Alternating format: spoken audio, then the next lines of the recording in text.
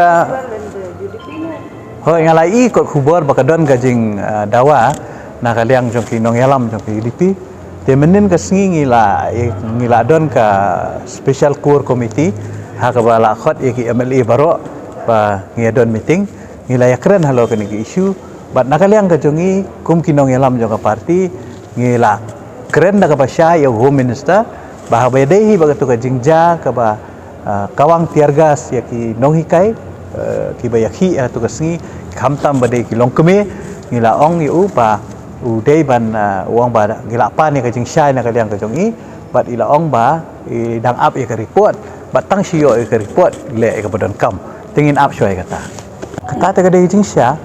namar ka dei ka district administration ka ba peniat ya ka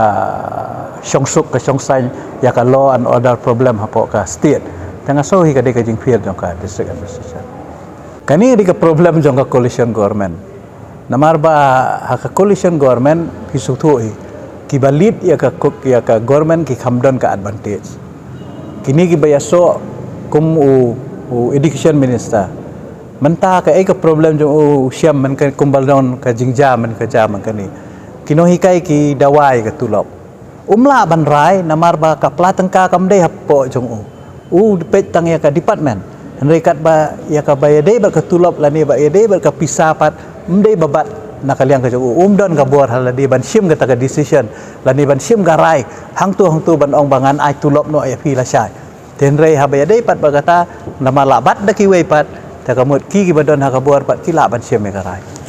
ngam la ban ong manu bakwa burom manu badei ban yo burom tang ba upai ba hi tharai usu thu ue bade ban yo burom ue bom dei ban yo burom ai upai ba on rai kata phi namar ngila akli yo president namar ba kamdan kanunu ka jing tho na kaliang jo kinunu kinong yalam jo ka party re le se kala bandai tang ka jing kren haki la pathai kubor te ya kani ngi kham ya kren tang ba na kaliang kum kinong yalam